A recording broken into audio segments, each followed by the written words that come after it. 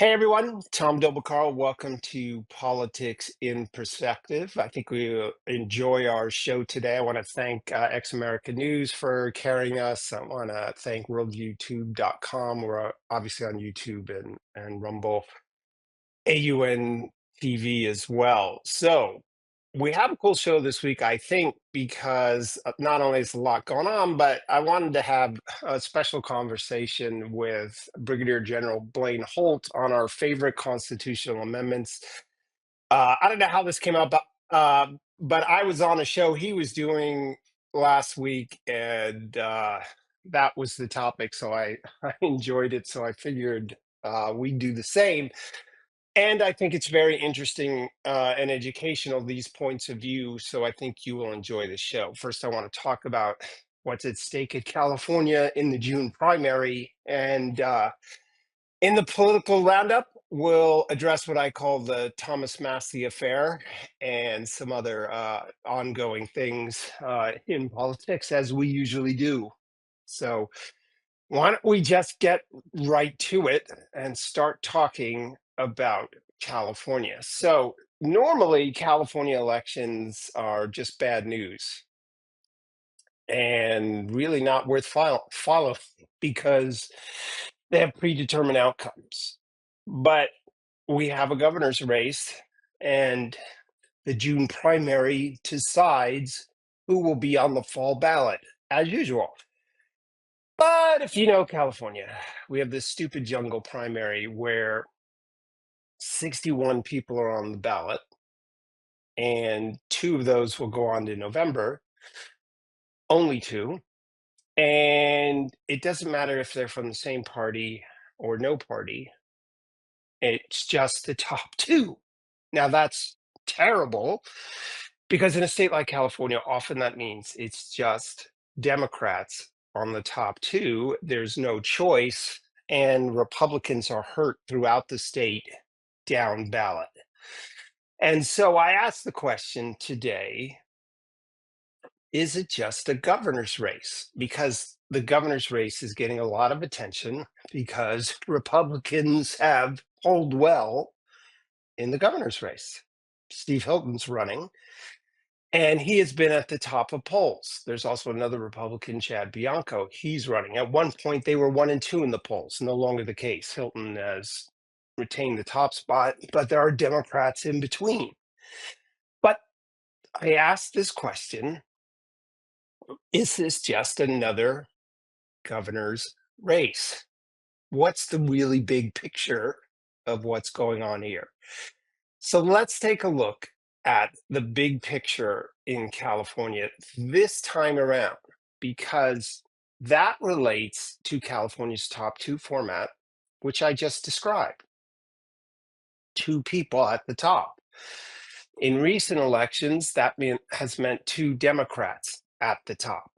Now, that's a bad thing when it's two Democrats, because obviously a Republican has no chance, but that's not why it's really bad. The way voting has worked for time immemorial is if the voters don't like who's at the top of the ticket, they tend not to show up and vote at all.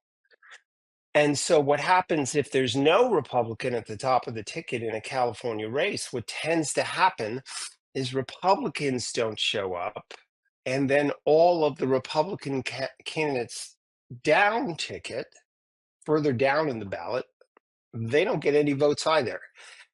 And so what has happened is, prior to this format coming in just over a decade ago, or decade and a half, is that in all these races in California where there's two Democrats, roughly 30% of the time, or a little bit more than that, is that Republicans still come out and the down ticket Republicans lose. Prior to this being the format, which I fought when I was in party politics, part of that uh, result has been, or prior to this coming into being, Republicans held more uh, local elected offices than the Democrats in California, meaning there was more school board, fire board, water board. There are more Republicans at that level than Democrats. But since this has come in, because Republicans aren't there on the ballot often, over time now it is more Democrats. And that's obviously been really hurtful for Republicans, but also for California public policy. Hello, look at LA, look at San Francisco area, the Bay Area, all across the state. So the top two format is, in a sense, on the ballot this time around. And because the importance of the top of the ticket in general, but for this specific race, is also at the top of it. And so, what's at the top? Well, voter ID is going to be on the ballot this fall. It's not on the ballot in June per se, but in a way, it really is. Because if a Republican doesn't get into the top two, at least one, and we'll talk about those dynamics, if at least one Republican doesn't make it into the top two, and voter ID is in the ballot this fall, then the risk is that not enough Republicans will come out and vote to support voter ID, and it could lose. Now, voter ID right now is polling pretty well, 68%. To pass, it only needs 50% plus one vote. Voter ID hasn't taken the assault from the left, particularly unions, that we expect it to get. And of course, there's the billionaires ballot, and so billionaires tax on the ballot, and the unions are going to run after that and try and get that passed, which means they're going to drive up that vote. And at the same time, they're going to try and defeat voter ID. So it is really important in this instance that we get a Republican at the top of the ticket, because the big picture in this election is that a Republican at the top of the ticket, regardless of whether they won in the fall and became governor, matters so much to voter ID. So why does voter ID matter so much? Well, I trust my listeners support voter ID, but the turnaround in California, if there is to be one, has to start somewhere. And it has to start with honest elections. That's what voter ID is about. In California, it would be being a citizen and having ID to vote. And so the big picture of June, the big picture for the governor's race in California, isn't just whether a Republican wins, but whether he makes this, in this case, two men, whether one of them makes the top two, so that the chances of voter ID in the fall go up significantly. So now let's look at the polling, because this matters. Elections are about, in this case, who wins and who has the best chance to win as you lead up to the election. Forget about the merits of the particular candidates just for a moment, because in my view, the biggest picture remains voter ID in California. That is not, or who wins actually wins is not a big as issue as having someone in the top two, because for me, the biggest prize is voter ID. So here's a list of the polls from May into April. Now, there are 9 different polling polls that are listed on this graphic. This is not any one candidate's poll. It's not any one consultant's poll. It's not any one media poll. It is 9 different polls. So if 9 different polls say essentially the same thing, then there's a really good chance that there's some accuracy to that. And so let's take a look at these polls. You see consistently in this particular graphic that Steve Hilton is in the top 2. You see that Becerra is in the top two generally, and Tom Steyer is generally 3, and that the other Republican, Chad Bianco, is generally 4. The gap is what is somewhat inconsistent between the polls, but that's the basic field. So what matters here is who is likely to win or get in the top two. So if you're just being cold-hearted and analytical instead of passionate, it's pretty hard to make the case that the number 4 person is going to leapfrog 2 other people to be the number 1 person or number 2. And in this case, you can look at that and understand that Steyer has spent 193 million already. He's going to spend a huge amount. The stories came out about how he is paying influencers to tell people to vote for him, just buying the influencer, giving him money. He gave Jane Fonda's PAC 300,000 and got her endorsement. It's likely, in my view, because of all his money, he's still going to be competitive. The anti-Steyer crowd is significant among the Democrats, especially anyone who listens to Gavin Newsom, who thinks he's too dangerous to be governor. So Becerra is getting a lot of support, even though his career is as milquetoast and ineffective as anybody. But in a wide field, he polls sufficiently well to get in the top 2. And because the Newsoms and his supporters are pushing him now, he's got money and attention that the number 4 person can't get, which leads us to Hilton. Hilton has Trump's endorsement. For all those people out there I've seen on social media, why on earth is the president supporting Hilton? Because Hilton has supported the president for over a decade. And for a decade, he has talked about why Trump is doing the right thing. No shocker, in my view. But Trump's endorsement, the fact that he's on the news outlets nationally so very much, because he has high name ID, that's how he got to being number 1 in the polls. So the question is, why would he drop to number 4 versus the current number 4? I just don't see it. It is possible he could drop out to number 3 when Steyer really starts spending money, or the unions really start spending money in the last week, or the union get out the vote effort really ramps up. But I don't see him dropping to 4 versus staying in the top 3, or most importantly, the top 2. So Reagan famously made a speech, "This is our time of choosing." He made it on ideological grounds. He was absolutely right when he said it. But Republicans in California, this is your time of choosing.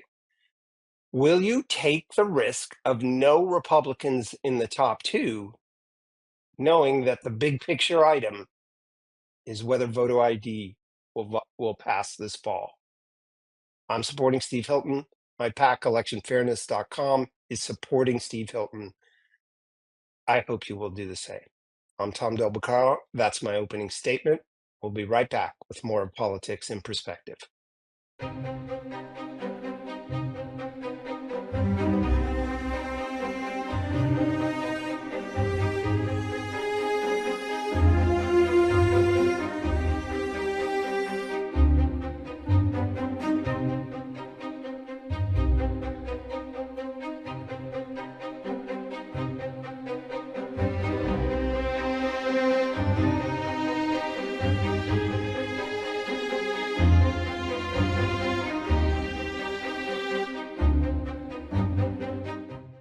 Hey, everyone. Welcome back to Politics in Perspective. I'm going to personally enjoy this very much. My good friend, Brigadier General Blaine Holt, retired. I was on his radio show this past week. We were talking about the state of America, and we got into a quip about our favorite constitutional amendments. So let's bring him on right now because we're going to talk about that. General, thanks so much for joining us. I want to lead into this by uh, giving a little background on the constitutional amendments because our founders fought any amendments initially. And the reason they did this for multiple reasons, but primarily they said when they came up with the Constitution, they took the position that pretty much it's this or nothing. You have to accept this the way we wrote it, or everything will fall apart. And part of the reason why they did that is if they opened the door to every colony's ideas as to what should go in it, it never would have been passed. So there it was this or nothing. But eventually and Virginia played a huge role in this, the biggest state where many of the founders came from, of course. It got to the point is, okay, you're going to have to make a promise to do some amendments. And Madison argued against it, James Madison, which many of you know, they say is the father of the Constitution. He said, we don't need amendments on speech and these other things because, and this is the really important intellectual argument, and before I bring General Holt in, he said, we are only giving a few powers to the federal government. We have the rest of the power. So if we don't grant government the right to restrict free speech in the enumerated powers, why are you worried? Well, the answer for Patrick Henry and so many others was, well, look at history. Look what happened in England. You need those safeguards. And with that, let's bring in General Holt. How are you, sir? I am doing very well. So, what you're really summing up is this fight about whether the idiom absolute power corrupts absolutely is a truism or not a truism. And I think in the case of Madison, James Madison, he would have said that is nonsense.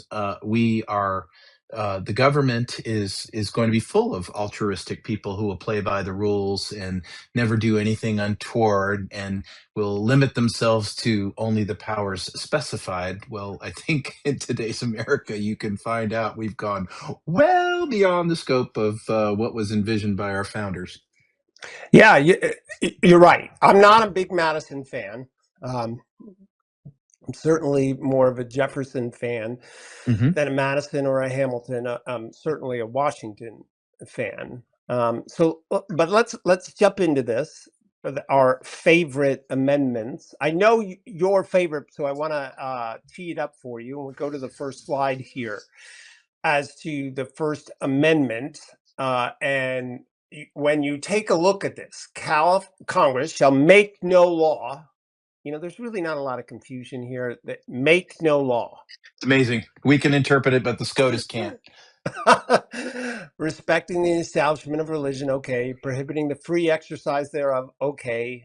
Abridging the freedom of speech. And that's really what I want to concentrate on. If you show the next slide, there was a recent Supreme Court case. These are the words of the majority as written by Gorsuch. The Hmm. First Amendment protects an individual's right to speak his mind, regardless of whether the government considers his speech sensible and well-intentioned or deeply misguided.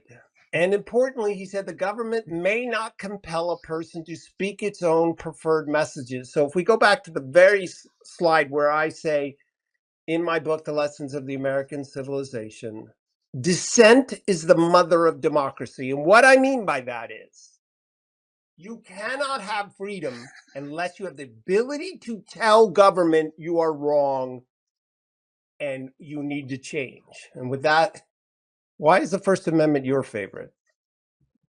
Because that is the right that gets to all of them. If you don't have this one, you don't have any of them.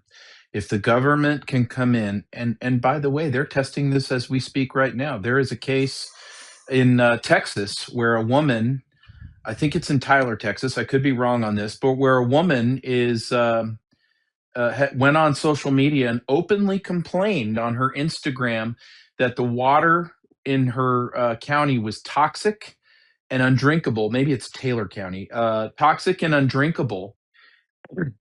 And the sheriff's department came by her house and locked her up because the city council said she's inciting fear in the community. And turns out she's right. Turns out that in several instances, they had the actual mayor come on and say, oh, yeah, we got a real problem with our water here. And so now this case goes all the way back to why in the heck would we have this right in the first place? And by the way, it's only an acknowledgement that the right exists. It's not the creation of the right from the government.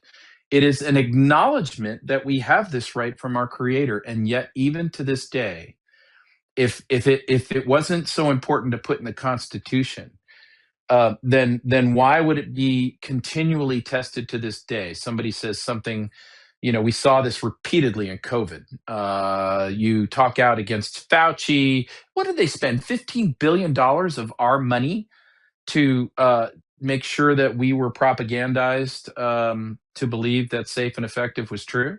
So speech is absolutely essential to who we are as a nation, this republic. And it's also one of the reasons that so many people are inspired to put on a uniform and take up service in the defense of this nation.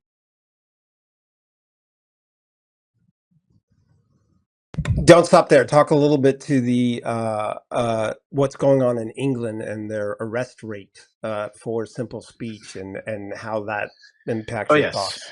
So in England, where it's funny because if you think about templates for our American Constitution, most of the British will go, "Well, you guys are plagiarists. You made that up off of Magna Carta, and you took it from where we came." But hold up.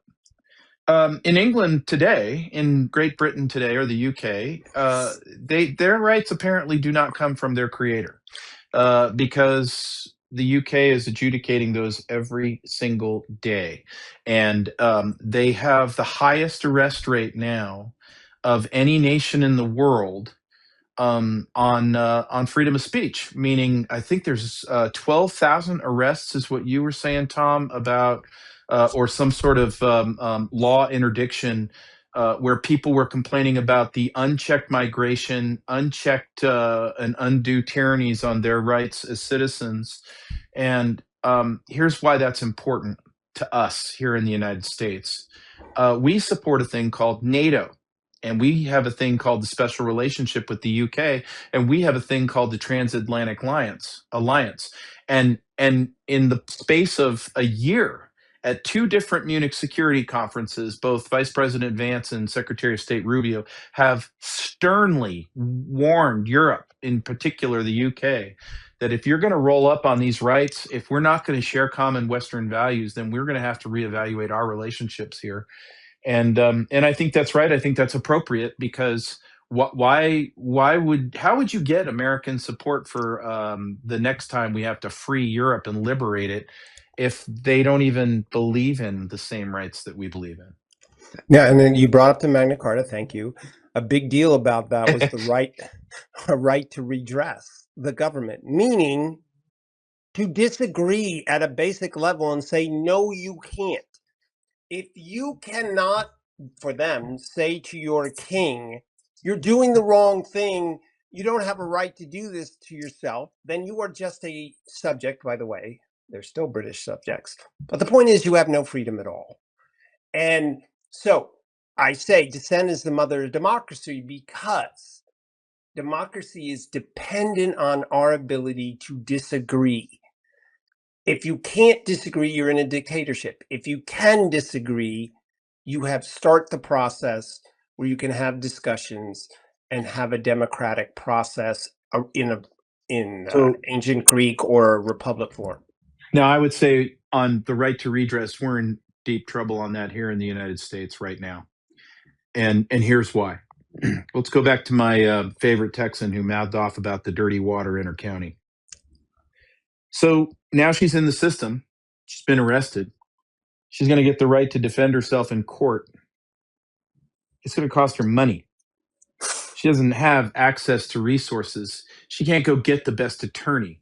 she's going to be facing a county prosecutor who's prosecuted, I don't know, maybe 12, 15 cases a day, and is more than ready to lace her up. Now, there is a thing called you can defend yourself. You can go what we call per se. And if she's going to defend herself per se, meaning on her own, they can shut her down just based on the fact that she doesn't know her way around a courtroom or the process that goes involved when a first year law student would get access to. It gets far worse than that. You can go to a government that just did an easement on your property and took your water rights and your land rights for some data center. And you can say, and we're seeing this in Coweta, Georgia right now, by the way. And you could say, I have the right to redress. I'm going to the government to petition the government. Oh, do you? Well, I sure hope you've got $1.5 million in your pocket to go ahead and launch that campaign, because I can guarantee you the data centers legal departments, they've got billions to come at you and take that land from you. And so this is where I think the front lines of American liberty in a legalistic sense is. And when we defend our rights and the right to redress of the government, this is where we're getting ourselves into a lot of trouble, because it's not like in colonial days where you just go down and find a guy named John Adams, hire him as an attorney, and he's going to do a real good job for you, and it'll probably cost you half a cow or maybe a pig.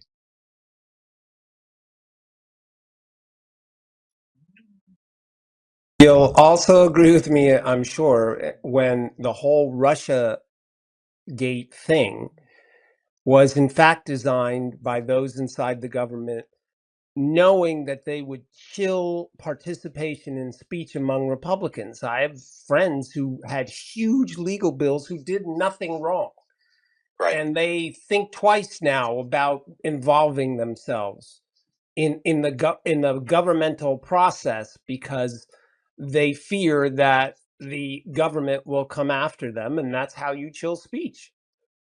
It's not cowardice, because people have kids. You're going to look your kid in the face and say, I took a principled stand and it cost this family every single thing we had, and we're going to have a payment of $10,000 a month for the rest of our lives because I took a principled stand.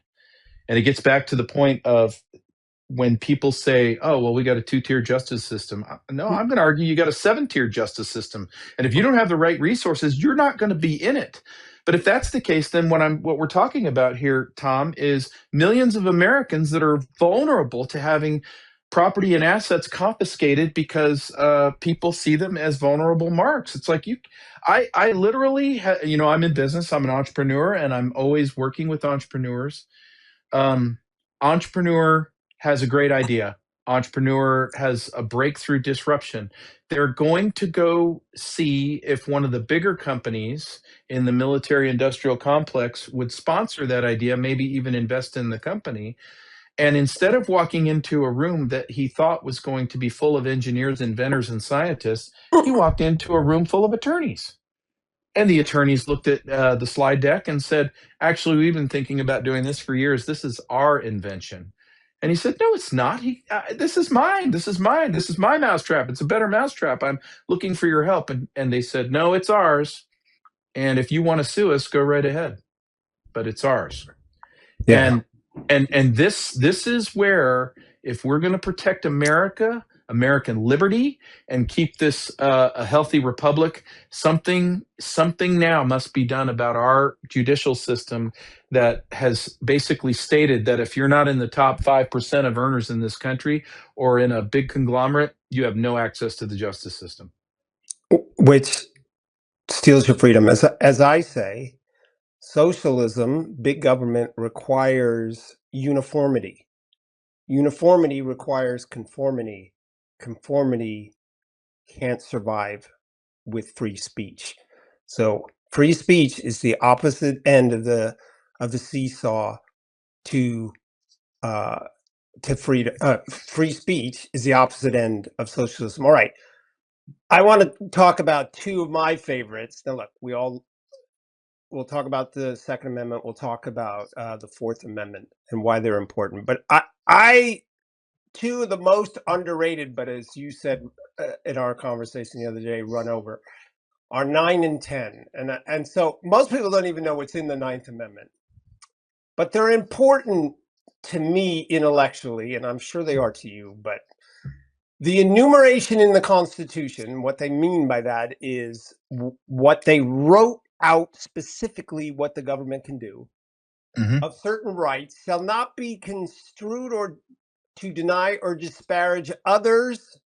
I it's not capitalized and not, but retained by the people. Retained by the people. All right.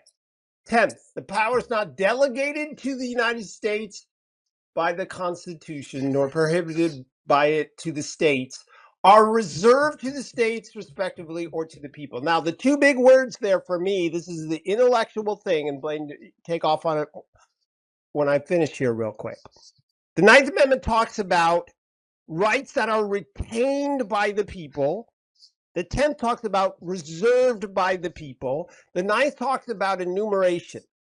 The whole intellectual framework of our Constitution is that we were given rights by God, not by government. Sorry, Senator Kane of Pennsylvania, Virginia, you idiot.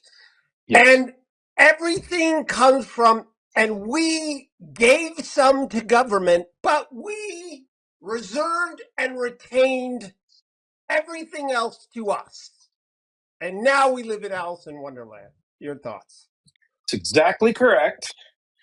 But this is where we went wrong when we did not um, really insist that the ninth and the 10th would be enforced, because over time we decided that there was a couple of slippery slopes that would take these things away from us. One of them is the Interstate Commerce Clause sounded so smart.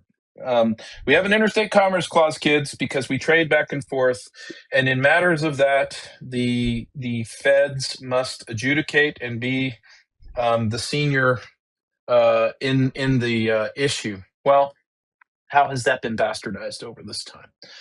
The way it has been bastardized was you've got state A versus state B. Could be a water right thing. Could be they're trading cabbage back and forth.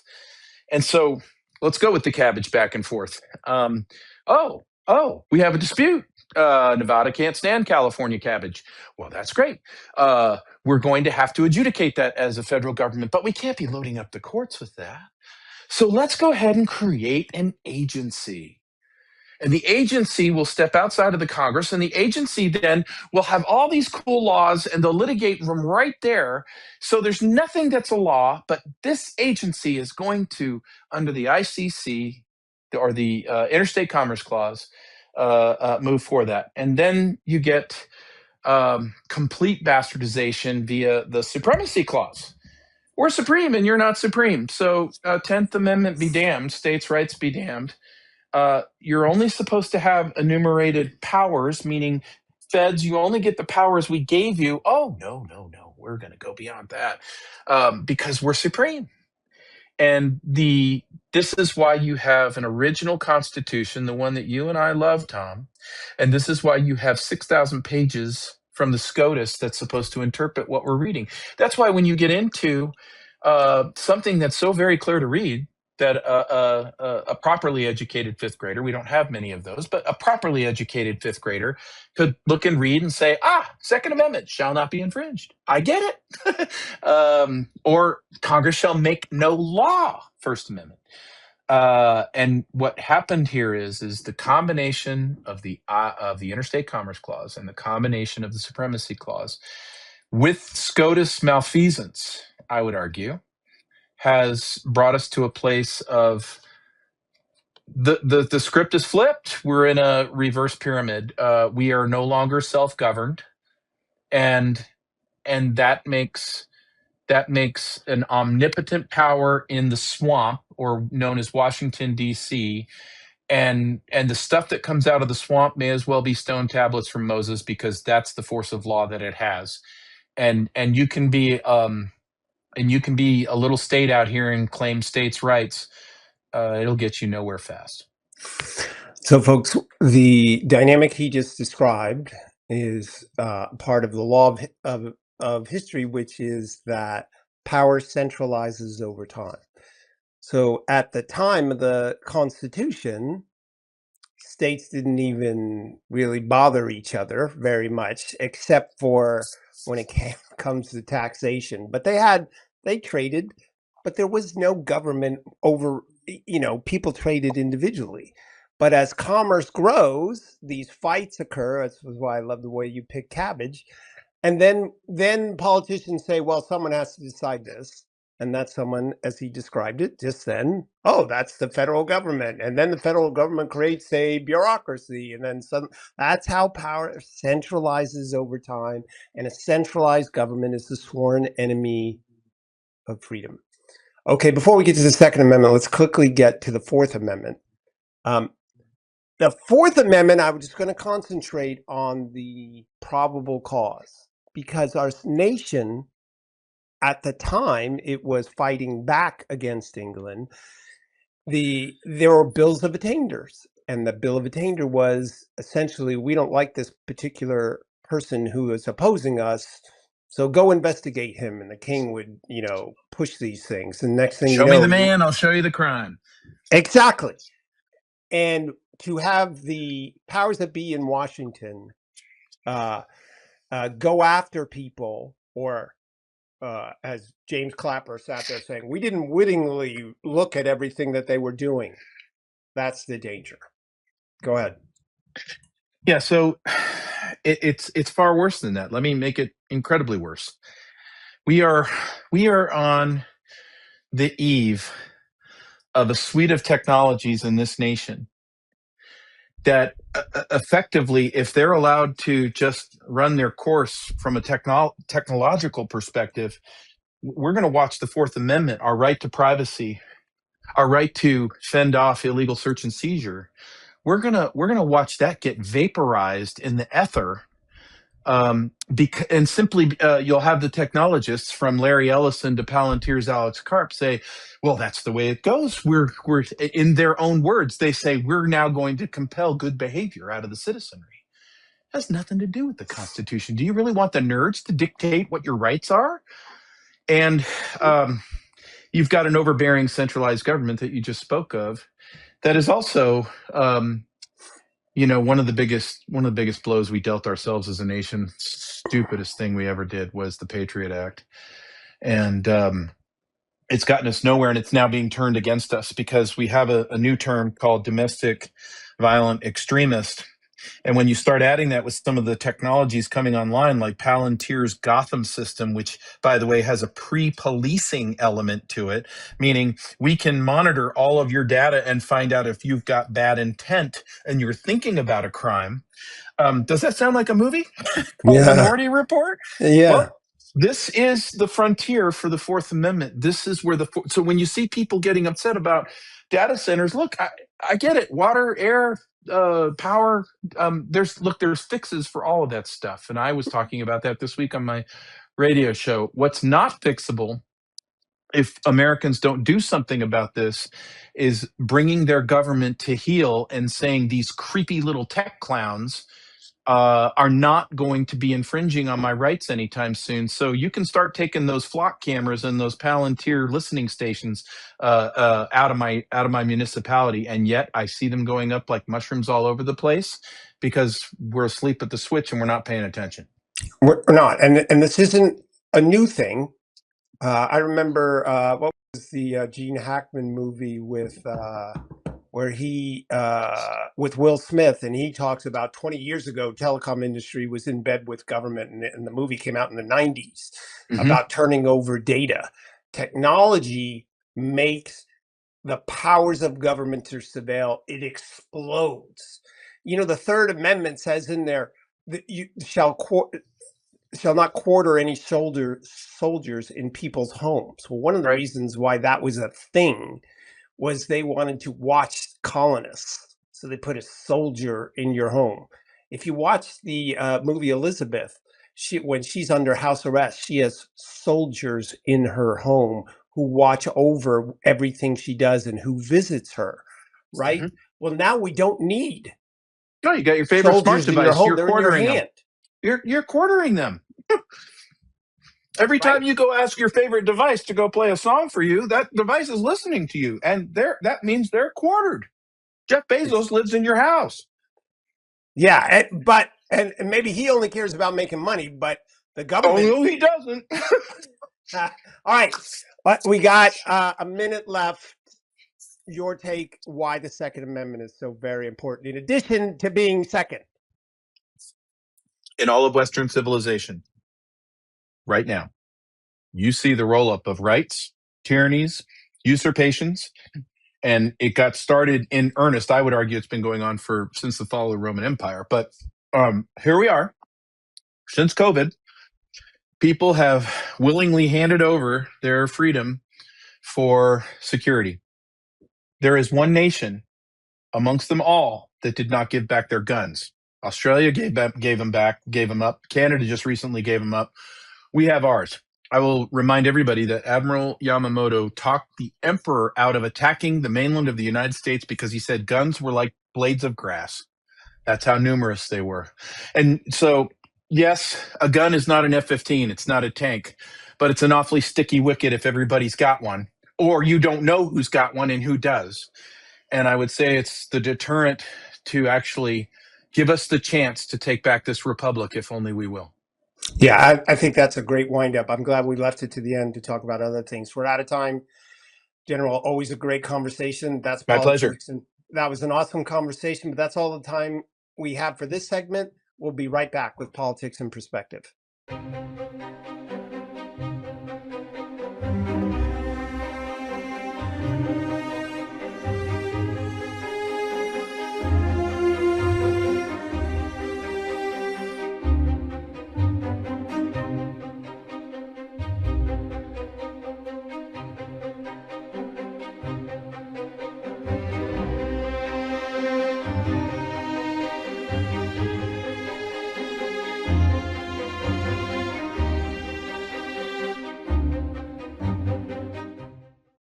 Hey, everyone. Welcome back. I hope you enjoyed that. And I hope you enjoyed my opening statement.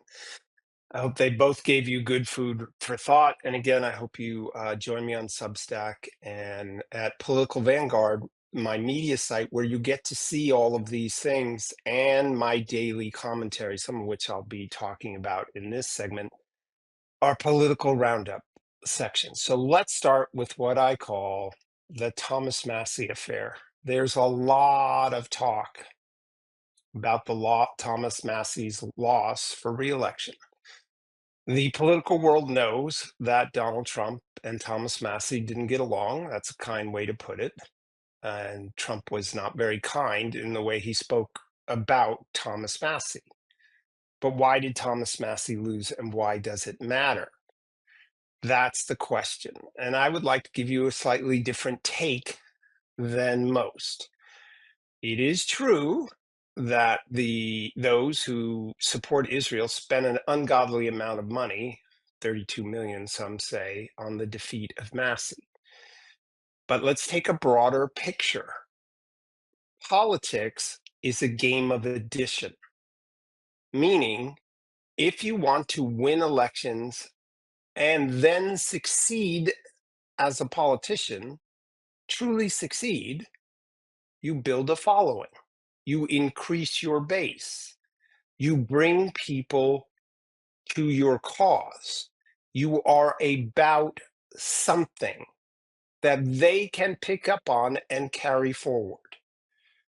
And by those standards, Thomas Massie did not succeed as a politician. Now, look, he's libertarian. He makes the case and has made the case that our country's spending and the like has far exceeded our constitutional boundaries. And as you saw in the last segment, I couldn't agree more.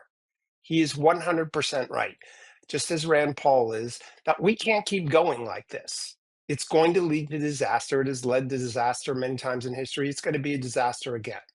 So he is right on those issues. But what he and Rand Paul have not succeeded in doing enough, Rand Paul has succeeded more, he's a senator, is building on that coalition of thought or building a coalition around that thought and expanding his influence and getting more people to understand, to appreciate, and most importantly, act on what he was saying. Instead, he was isolated. And so a historian, turns out I'm one, will look back on this dispassionately and said, this was a fight between a president, and there have been many fights between presidents and those in Congress over the years. And if you think Trump's a bully, then read about Lyndon Johnson.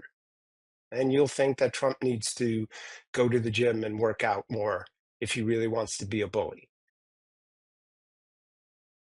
Thomas Massie got into a fight with a president, and Thomas Massie was not able to defeat the president's array of people who were against him because Thomas Massie himself didn't have enough center of gravity, didn't have a big enough coalition. That's the simple math of it.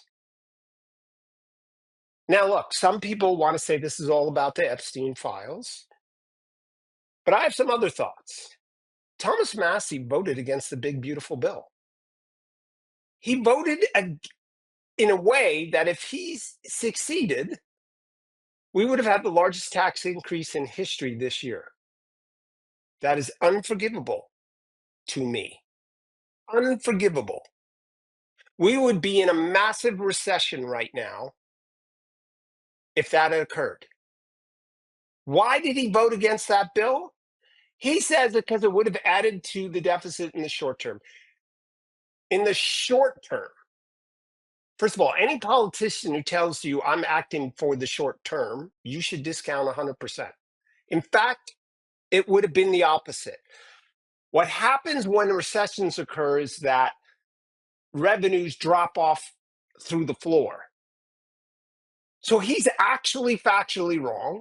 And if he doesn't understand economics at that level, he doesn't belong in Congress on the Republican side. He should just be a Democrat. So was it Epstein?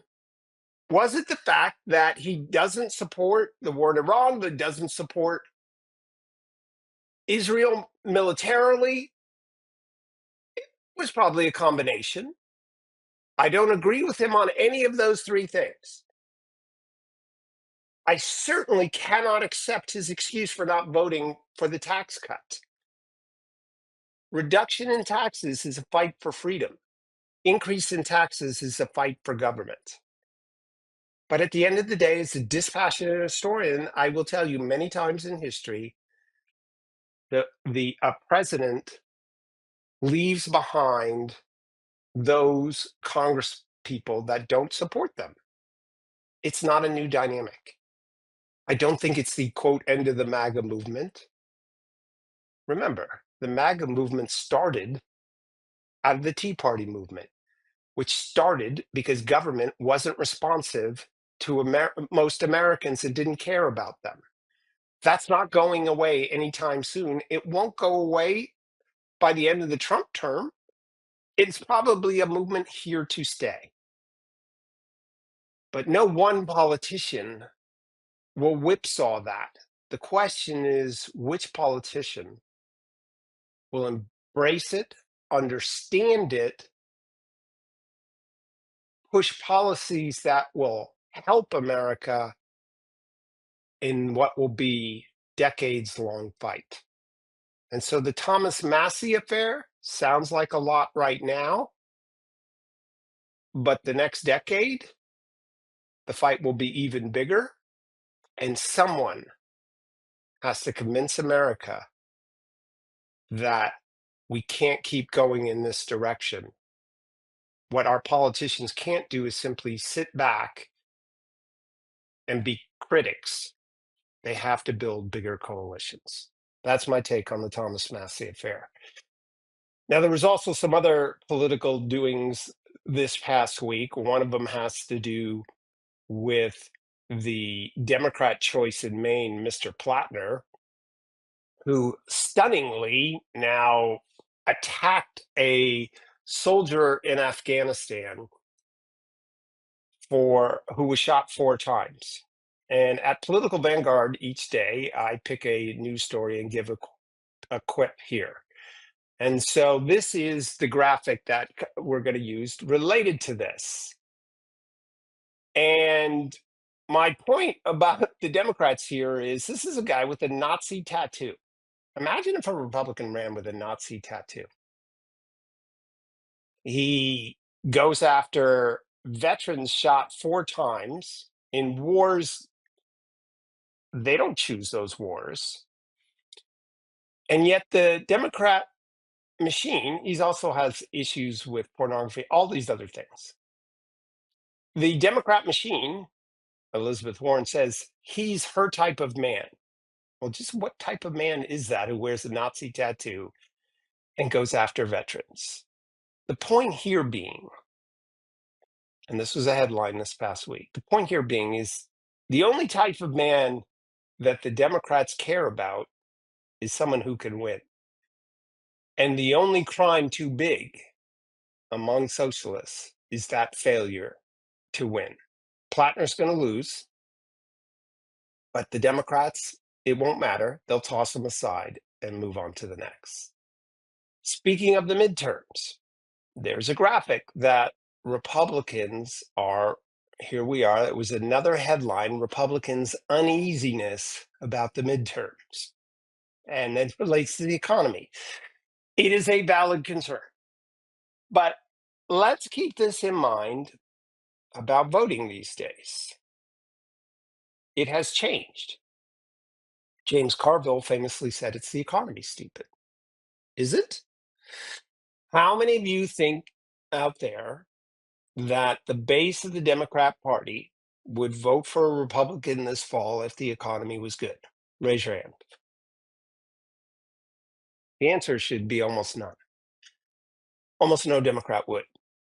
That's a difference from the Reagan era, where the Reagan Democrat was created.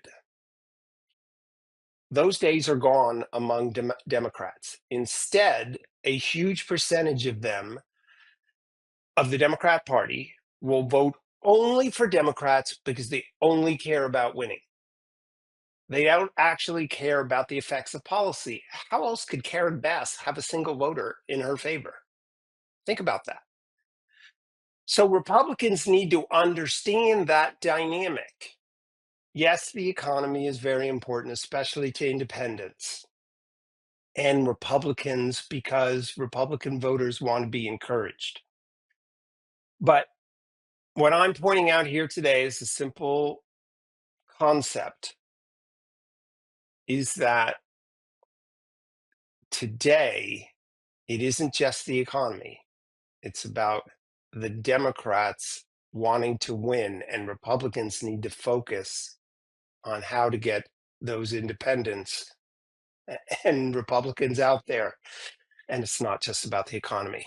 Well, that's our show for this week, Politics in Perspective. I hope you share this with everyone, and we'll see you next week for more on Politics in Perspective. Thanks so much for watching.